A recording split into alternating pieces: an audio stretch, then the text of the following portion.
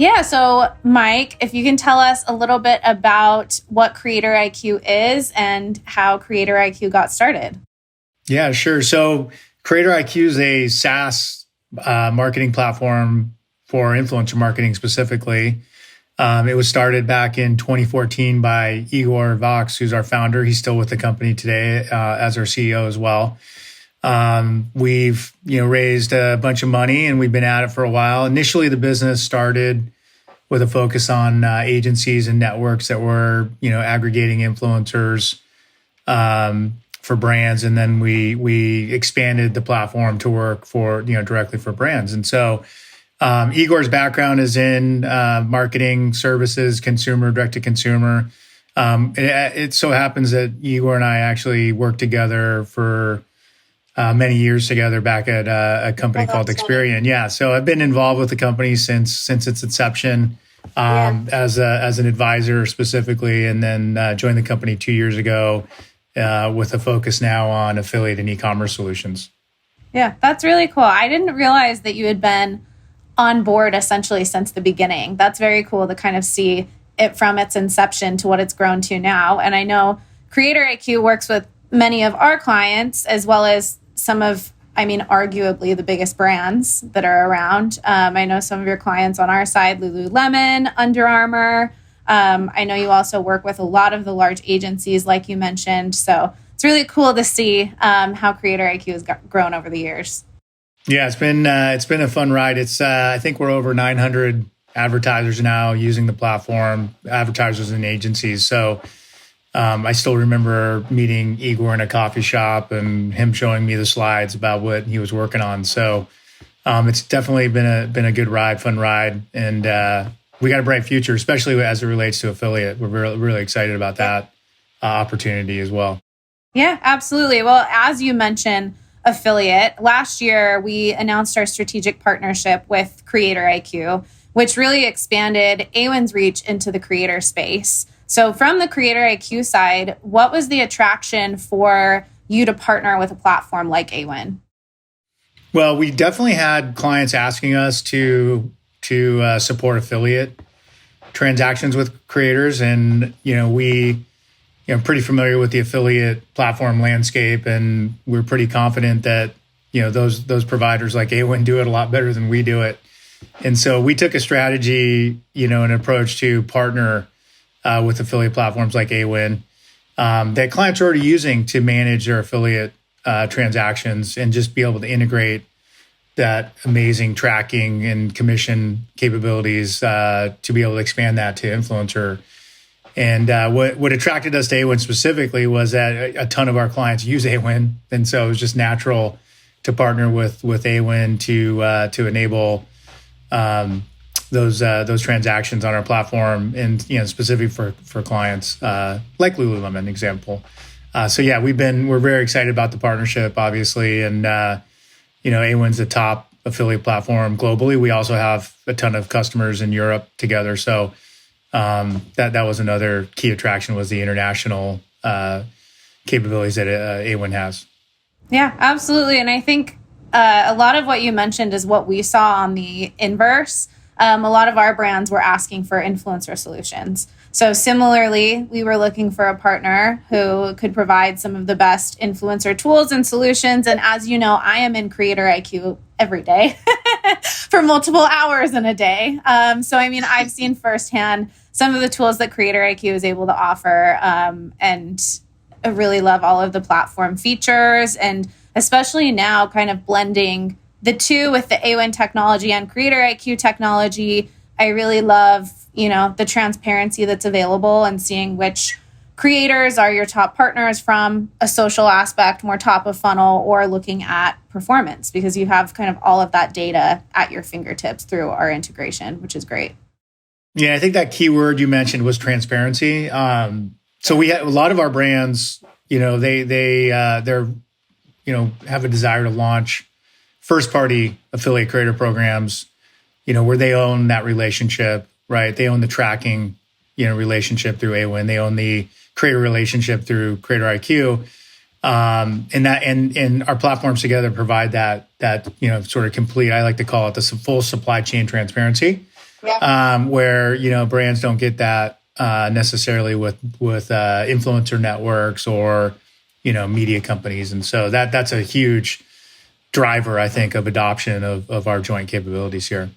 Yeah, I totally agree. And I think especially as we kind of look to what's happening in the economy in this year, whether it be budget cuts, marketing budgets are under scrutiny right now. What do you feel like the impact will be on the influencer and creator marketing space? Whether that's if you feel they're going to lean into affiliate more, or kind of what do you think that means for the creator space? Definitely leaning into affiliate more. I mean, those signals are definitely there. We've had some longstanding clients on the platform for many years. Started with primarily brand activations with influencers. Paying influencers to post about their content, and many of those clients some are fully pivoting to an affiliate creator strategy. And most are at least partially pivoting to an affiliate creator strategy. So there's definitely more pressure on the influencer marketer to deliver a measurable return on ad spend. Certainly, it's very important to measure the media value that your programs are generating. That's a key sort of ingredient and driver of success, but also, measure the direct revenue that influencers are generating on your e-commerce site. So, but yeah, definitely seeing that affiliate is definitely one of the most popular solutions we offer today, and it's been great having this partnership as well, just because it's a real easy conversation when a brand comes in that's already on Awin, and then we support that integration out of the box, and you guys being familiar with the platform can help your clients really grow and scale a program. Yeah. Totally. I completely agree with you. I feel like definitely as budgets are starting to come under scrutiny, a lot of brands are looking, okay, well, what's the direct ROI? How do we see the direct impact to sales? So I think it's really great. I mean, as I've already mentioned, you can see both of those metrics within CreatorIQ. I think especially being able to see that EMV, SMV metric as well, I think is really helpful. I think especially as you see a lot of brands leaning into TikTok and video content, kind of seeing, okay, well, what was the, organic, I got this content that came through organically. What's the value of that in addition to what sales can I see that I drove directly from that content? Yeah, for sure. And actually, you're going to be pleased because we just launched a new report that's going to bring all that together in a really more user-friendly, clean way. You can certainly get that data out of the platform, but we're trying to just make it easier for users to access that information, report it out to their stakeholders. And I think the other thing that's been interesting as we've partnered together now is that you have the affiliate marketers being sort of driven to deliver more, right? To deliver more revenue. Yeah. And then you have the influencer marketer that's being driven to deliver, more identifiable or direct, sort of revenue returns on the investments they're making. And so it definitely brings together the affiliate marketer and the influencer marketer into the same room at the same table, and having to work together, because it's they benefit from each other in this case, right? The influencers provide a new channel, a new growth opportunity in affiliate, and affiliate provides that new opportunity in influencer to directly, measure, drive, and pay influencers based on the revenue they're referring for your business. Yeah, I totally agree. And I think we've seen that a lot with our clients too that are using CreatorIQ, is they have an influencer team that's probably been using CreatorIQ for years, and then they find out, oh, we can actually work together and I can see the campaigns that the influencer team's setting up, but they also have visibility as to what affiliate campaigns I'm running through CreatorIQ, and kind of marry those efforts. I think that's definitely something that we've seen recently. Yeah, I always joke because it's like usually like in a large company, the affiliate department is maybe on a different floor than the market, the brand or the influencer department. Yeah. And they're like, now they're having to basically like work together, day to day. So it's fun to kind of see those relationships evolve. Yeah, I totally agree with you. And I think that actually segues nicely into another question I had, as we're kind of seeing trends evolve and things, the current state of influencer marketing. I know Creator IQ recently published a trends report about the current state of influencer marketing, what you expect for 2023. What are some of the main takeaways from that and some of the trends that you think we'll continue to see throughout 2023? Yeah, so trends are budgets are increasing still. Like brands are sort of still increasing budgets to influencer, but they are asking for more measurable ROI there as well. Yeah. So those sort of play together, and paid advertising sort of continues to be the most popular activation with influencers, and one that really. One that really pops, or we've seen pop lately, is influencer whitelisting, right? Where you essentially, influencer creates content for your brand. That influencer allows you to access their page through your ads account and the content that they produce for your brand, and you can wrap that essentially into a paid media campaign through your ads account. And we had one recent example of a client that did that. So that strategy, that whitelisting strategy, compared to their sort of brand creative strategy, it performed. And this was really a performance-based advertiser, right? So they're largely driven by a CPA outcome, and that whitelisting strategy, I think, performed 1.9 times. It was like 1.9x compared to sort of one. So it was definitely they were very pleased, obviously, with that result, and they're going to continue that strategy now into 2023. So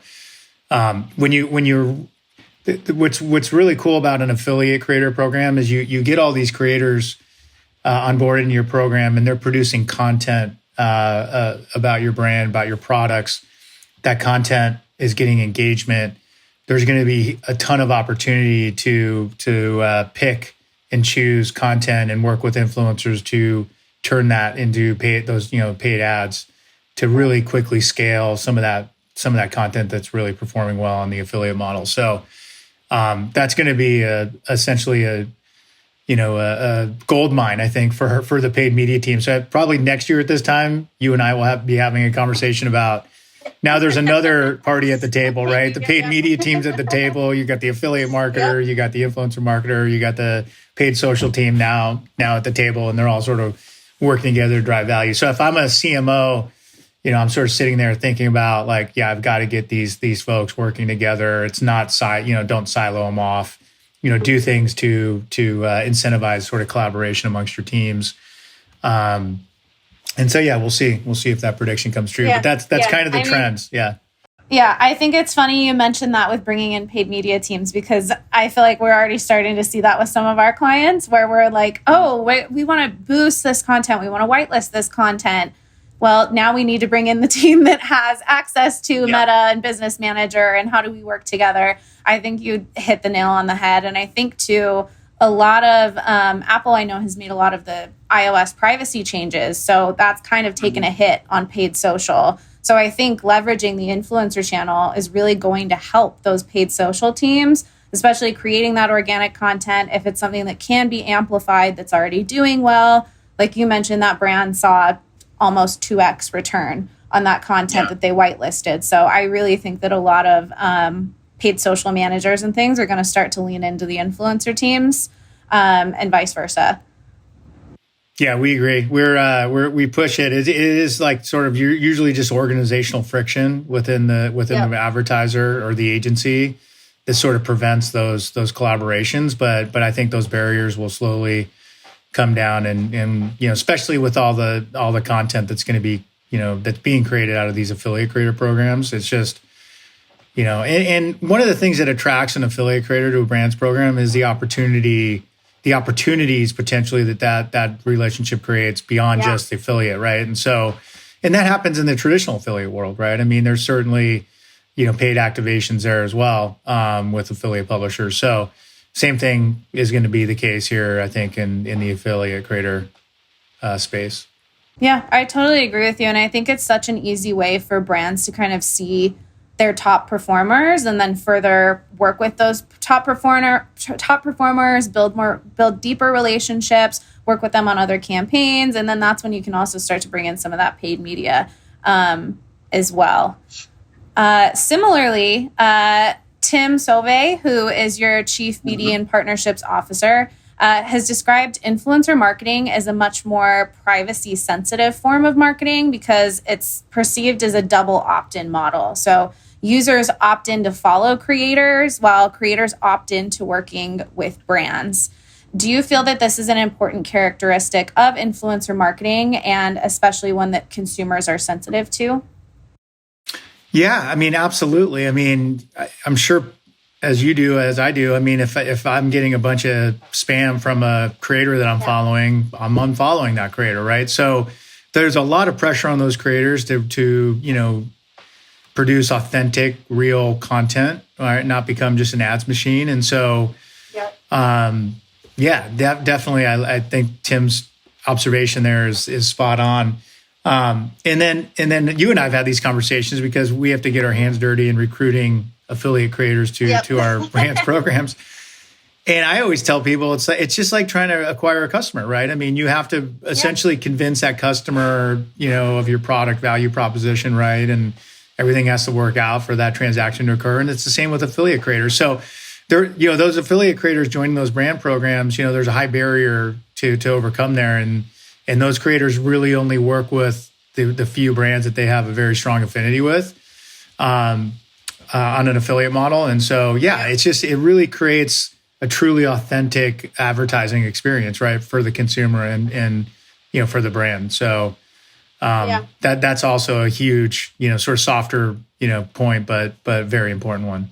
Yeah, I agree. And I think especially like you mentioned, those people that are following that creator there, they don't want to see content that doesn't make sense. Like, I feel like they see right through that. They know, like, this creator doesn't wear this product or use this product. They follow them and they're looking for an authentic recommendation versus if they're being served an ad for a product that makes no sense, because that's happened to me, I know, a million times. And so that's why I think there's such an affinity there and an interest in purchasing from those creators, because they know that those are authentic recommendations. Yeah, and a lot of people want to support their creators that they love, right? I mean, yeah, exactly. Yep. Yeah, I mean, so that's, you know, really, you know, helpful for the affiliate model, right? Because it's like, hey, if I'm following a creator and that creator says, hey, I've got this really cool partnership with XYZ brand and they make great products, here's my favorite product, and you can support me by clicking this link and buying it. I mean, a lot of people trust the advice they're getting from their creator, and they also want to support that creator with a purchase. So yeah, it all sort of works nicely. It's certainly a lot different from 10, 15 years ago, right? When you know, you'd log onto a website and just see a bunch of stuff that made no sense, you know. Yep. Yeah, I completely agree with you. And I think part of that also, looking to TikTok, I feel like we really saw a lot of those authentic, genuine recommendations coming from TikTok, because that is the content that lives there. It seems to be much more raw and real versus Instagram, and which recent analysis suggests that TikTok is offering cheaper and more effective ROIs compared to the other major social platforms. So what's your take on how TikTok performs as a space for influencer partnerships? And what are your expectations for how TikTok will continue to evolve this year? Yeah, so TikTok is obviously it's a high priority for most, if not all, of our brand clients, right? Because there's just a ton of eyeballs on that platform, right? A ton of usage, and there's a ton of opportunity to go viral still on that platform, which is kind of unique. So, you know, and I know you've drilled down into affiliate creator profiles, and you'll see an affiliate creator that doesn't have a large following on TikTok, but does a ton of transactions off of that platform. Yep. And I believe one of the primary reason is because that creator produces very viral content. So they might not have a lot of followers, but, you know, a video might get 1 million views, right? And that video with 1 million views, if it's an affiliate promotion, could get, you know, quite a few sales transactions off of that. So it's really, you know, so that's kind of the power of TikTok. And TikTok is investing heavily in their creator marketing capabilities. You know, we're a close partner with them, and they've been great to work with because they're really taking in, the feedback and that we're giving them, that our brands are giving them, and they're designing and implementing solutions that is going to just continue to grow their ability to be a monetization powerhouse. But so it's an evolving platform, and definitely one you got to stay on top of, and one that we're excited about too, continuing to grow with. Yeah, I noticed too that it was recently in the CreatorIQ platform, I saw a pop-up that you're now a badged marketing partner of TikTok as well. Yep. Yeah, we've worked very closely with them on their API capabilities, as well as giving them feedback on their shopping capabilities. Many of our brands, are early adopters of many of those solutions that they offer. So we help them acquire customers to try some of those new solutions, and so we're close. It was interesting because and this was before I joined CreatorIQ full time, but our offices, we're literally next door to TikTok, so that might have helped. Oh, I didn't know that. Yeah, in Culver City there. So that potentially maybe helped the close ties that we have with that platform, and many of our former many folks that are at TikTok now were former employees of CreatorIQ. We have some great folks that took really good opportunities at TikTok from CreatorIQ. So we have some. I think we have some really key people over there that have an affinity to CreatorIQ, which helps you as well. That's great to hear, because I think, like you said, there is still so much untapped potential on TikTok, and I feel like really this last year is when brands started to realize, like, hey, there's something here. And like you said too, like, you can have a video go viral and you're not necessarily an influencer or a creator. You're just someone who posted something on TikTok and it caught fire on the For You page, and you can drive a ton of sales. Like, I know that there are products on TikTok that I'll see on my For You page and I'll go to buy them. They're completely sold out, even from smaller creators. Like, there's one creator I follow in particular who was posting about this zip up jacket, and she was like, I have never had this happen to me. She was like, they've completely sold out. Every color is sold out. I can't I mean, that's true though. It's the power of TikTok. It's the whole TikTok made me buy it thing as well. So I agree with you. I think that TikTok's just going to continue to grow and evolve, and I think it's great that CreatorIQ has such a close relationship with TikTok as well. I think there's a lot of opportunity there. Yeah, we agree 100%. In fact, the one plug I do have to make for our marketing team is we did put out a guide to TikTok marketing recently. So folks can go to our site and get that guide. It should provides a lot of detailed insights that we've gotten through working with TikTok over the years, and gives marketers a guide to working with TikTok creators. That's great. I will definitely check it out after we jump off of this call. And I know you always put out great resources. As I just mentioned, the trends report for 2023. Is there, in particular on your website, is there a place that anyone can find some of those case studies and documentation that you put out? Yeah, we do have a blog that I think we keep pretty much, know we keep up to date in terms of what content that we're putting out. So that would be a good, maybe subscribe to that blog, and that way you get push notifications when we're producing that content. But yeah, we've definitely invested in content creation for the creator economy. Want to make sure that we're giving our partners and advertisers and agencies all the latest and greatest information that we're getting down in the trenches, so to speak. Yeah, that's great. And with that, I know we've talked about a few trends and things for this year, but as we're wrapping up, are there any other trends in the influencer marketing space or things that you feel brands and agencies should be aware of in 2023? Now, I think if you're an affiliate marketer and you don't have a strategy for a first-party affiliate creator program, or plan to get one to market, then you probably need to move that up your priority list and talk to your Awin partner, or reach out to CreatorIQ because that is like I think you're going to be left in the dust, right? I mean, it's really interesting to see this because we work with some brands.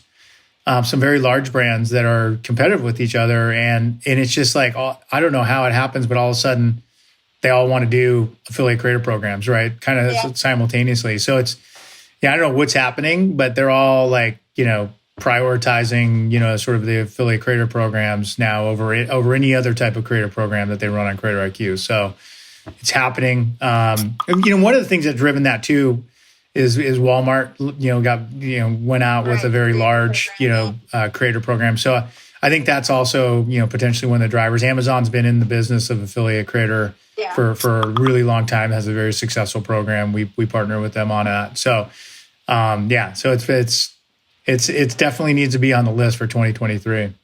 Yeah. And I think too, a lot of brands see now some of those really large creator programs and know that they're an owned in-house creator program. And now they're like, how do we do this ourselves? How do we create our own affiliate influencer creator program? How do we build this ourselves? And like you said, I think that that's something that's started to catch fire this year and is just going to continue to throughout 2023. Yep. It's exciting to be in the space. Honestly, it is. I've been around a long time, and it's great when these, we were around when Facebook launched, their first ad product, right? And we were an advertiser, one of the early adopters there. And this kind of feels, like that in terms of the, sort of media and advertising industry. You've got this, creator economy's been around, obviously a while, but right now it's really feels like it's at an inflection point, about to break out and really become sort of a mainstream, always on marketing program, just like affiliate has been since, the early days of the internet.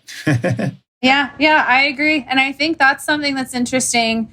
Kind of a final point is that this is something that brands big and small can do and are doing. I know before I joined Awin, I came from a smaller brand, and that was always the way that we viewed our creator partnerships, is as a smaller brand, we don't necessarily have the budget for flat fees. We can't invest in something like that, but we can lean into affiliate and we can see direct performance. We can gift products and we can work with creators at scale. So I think that that's something that's really accessible for brands, no matter what size. And I think that everyone's able to see the benefit there as well. Yeah, for sure. Cool. Well, lots of exciting stuff in store for 2023. And thank you so much, Mike. I think we did it. Yeah. Awesome. Thanks, Clarissa. We appreciate you guys' support.